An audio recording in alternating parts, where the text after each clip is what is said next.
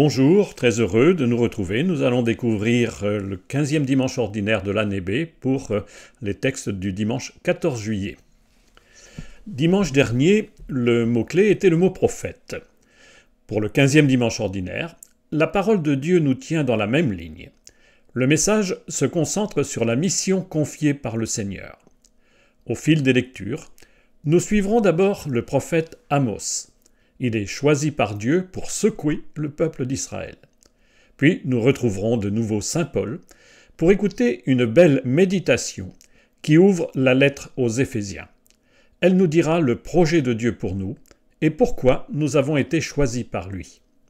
Enfin, l'évangile de Marc nous raconte la première mission confiée par Jésus à son équipe de choc, ce groupe appelé les 12. Ce chemin de méditation nous interpelle pour saisir quelle est la mission de tout baptisé à la suite de Jésus et à son appel. Et commençons par la première lecture. Commençons par voyager dans les temps lointains de l'histoire du peuple de Dieu.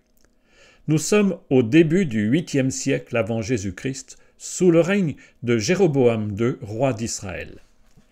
Après les règnes de David et de Salomon, les 12 tribus se sont séparées. 10 tribus ont formé le royaume du Nord, avec Samarie comme capitale et Béthel comme lieu de culte. Et le royaume du Sud, 2 petites tribus avec pour capitale et lieu de culte la cité de David, Jérusalem. Et voilà que le prophète Amos, qui habite dans le Sud, est envoyé par Dieu dans le Nord. Problème. Cette première lecture est extraite du chapitre 7 du livre d'Amos, les versets 12 à 15. En ces jours-là, Amazias, prêtre de Béthel, dit à Amos, « Toi le voyant, va-t'en d'ici, fuis au pays de Juda. C'est là-bas que tu pourras gagner ta vie en faisant ton métier de prophète. Mais ici, à Béthel, arrête de prophétiser, car c'est un sanctuaire royal, un temple du royaume. » Amos répondit à Amazias, « Je n'étais pas prophète, ni fils de prophète. J'étais bouvier, et je soignais les sycomores. Mais le Seigneur m'a saisi quand j'étais derrière le troupeau, et c'est lui qui m'a dit, « Va, tu seras prophète pour mon peuple Israël. » Amazias est chez lui, prêtre du temple de Béthel dans le royaume du Nord. Voilà donc que surgit ce prophète venu du Sud pour annoncer le malheur tout proche. La première partie du livre d'Amos contient les messages qui annoncent une catastrophe imminente. Dieu parle ainsi par la bouche du prophète. « Je déteste, je méprise vos fêtes, je n'ai aucun goût pour vos assemblées. Éloignez le tapage de vos cantiques, mais que le droit jaillisse comme une source, la justice comme un torrent qui ne tarit jamais. » Dans le livre d'Amos, chapitre 5, versets 21 à 24. On imagine l'accueil réservé à Amos. Le prêtre Amazias l'invite à retourner chez lui dans le sud. D'où cette défense entendue ce dimanche. Amos n'a rien demandé. Dieu l'a appelé et il l'a envoyé alors qu'il vivait bien tranquille de son travail d'éleveur de bœufs. Le prophète n'a fait que répondre à sa vocation et il ne peut pas se taire. Le royaume du Nord a été sourd au message. En 721 avant Jésus-Christ, la catastrophe est arrivée. Le royaume a été envahi et détruit par les armées assyriennes. Aujourd'hui, nous pouvons relire les prophéties d'Amos en y entendant l'appel pressant du Seigneur à tenir ensemble la foi et la justice sociale, la prière et la solidarité avec les plus démunis. Nous allons découvrir maintenant la deuxième lecture proposée ce dimanche. Depuis plusieurs semaines, nous avons lu plusieurs passages de la deuxième lettre de saint Paul aux Corinthiens. Nous ouvrons ce dimanche la lettre aux Éphésiens que nous écouterons pendant plusieurs dimanches. Après avoir salué les chrétiens d'Éphèse, ville où Paul a longuement séjourné, la lettre commence par une belle prière. L'auteur de la lettre bénit Dieu, le Père de notre Seigneur Jésus-Christ, et cela pour une bonne raison. Dieu nous a choisis. C'est le projet de Dieu pour nous et son œuvre dans notre vie que contemple le rédacteur de la lettre. En raison de la beauté de cette page, l'Église a décidé d'intégrer cette prière chaque semaine dans la prière des vêpres du lundi soir. Considérée Comme une hymne dans la liturgie des vêpres, cette page de Paul se trouve dans le premier chapitre de la lettre aux Éphésiens, du verset 3 au verset 14. « Béni soit Dieu, le Père de notre Seigneur Jésus-Christ. Il nous a bénis et comblés des bénédictions de l'Esprit au ciel dans le Christ. Il nous a choisis dans le Christ avant la fondation du monde pour que nous soyons saints, immaculés devant lui dans l'amour. Il nous a prédestinés à être pour lui des fils adoptifs par Jésus le Christ. Ainsi il a voulu sa bonté à la louange de gloire de sa grâce, la grâce qu'il nous donne dans le Fils bien-aimé. En lui, par son sang, nous avons la rédemption, le pardon de nos fautes. C'est la richesse de la grâce que Dieu a fait déborder jusqu'à nous en toute sagesse et intelligence. Il nous dévoile ainsi le mystère de sa volonté, selon que sa bonté l'avait prévu dans le Christ. Pour mener les temps à leur plénitude, récapituler toutes choses dans le Christ, celles du ciel et celles de la terre. En lui, nous sommes devenus le domaine particulier de Dieu. Nous y avons été prédestinés selon le projet de celui qui réalise tout ce qu'il a décidé. Il a voulu que nous vivions à la louange de sa gloire, nous qui avons d'avance espéré dans le Christ. En lui, vous aussi, après avoir écouté la parole de vérité et l'évangile de votre salut, et après y avoir cru, vous avez reçu la marque de l'Esprit Saint.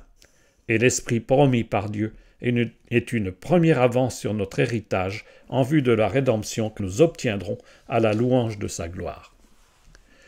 Cette prière de bénédiction fait contempler l'œuvre de Dieu qui conduit son projet depuis l'origine. Nous avons bien raison de lui rendre grâce pour tout ce qu'il a fait. Il nous a choisis dès avant la création du monde et il nous donne son esprit. Il fait de nous par Jésus ses fils adoptifs. Par la mort de Jésus sur la croix, il nous accorde son pardon et il nous inonde de sa bonté et de sa grâce. Il conduit son projet jusqu'à son terme pour que tout soit rassemblé par le Christ à la fin des temps. Nous lui appartenons car nous sommes, nous dit la lettre, son domaine particulier. Par le baptême, Dieu a imprimé en nous sa marque.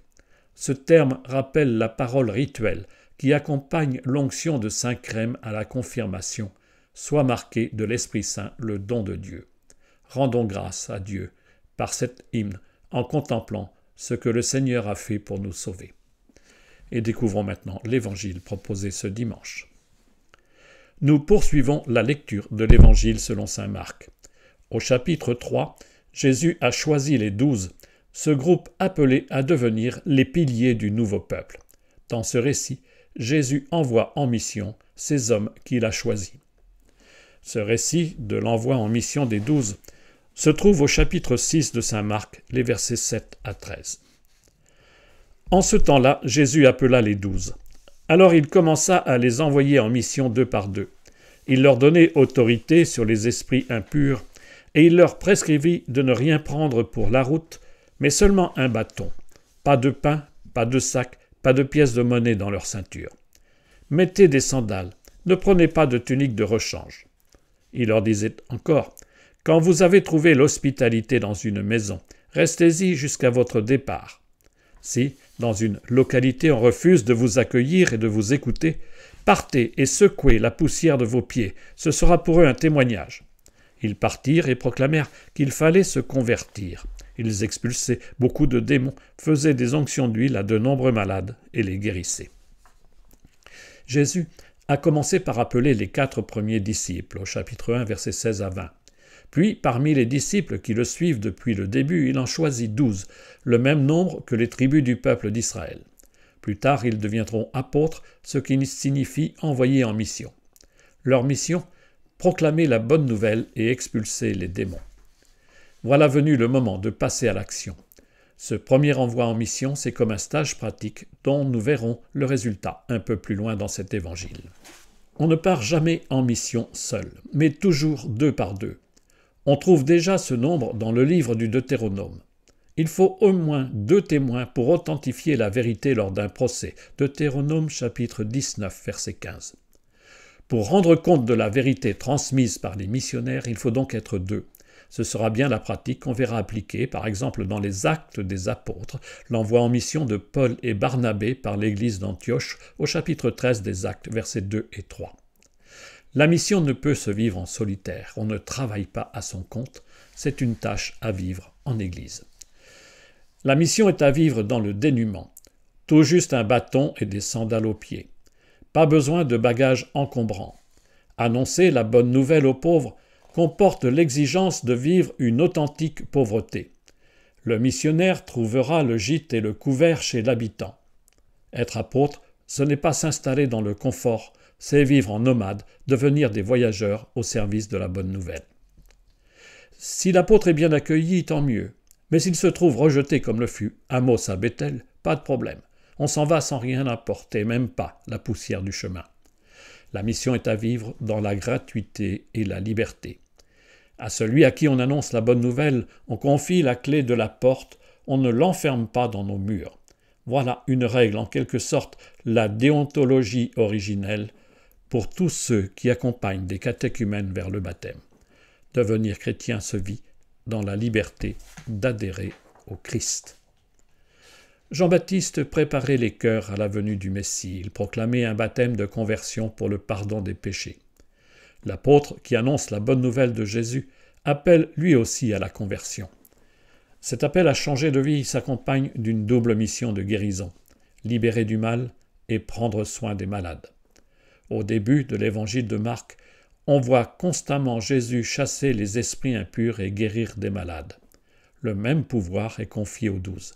Cette mission préfigure celle des apôtres d'aujourd'hui, guérir toutes les plaies et libérer du mal. Bon dimanche.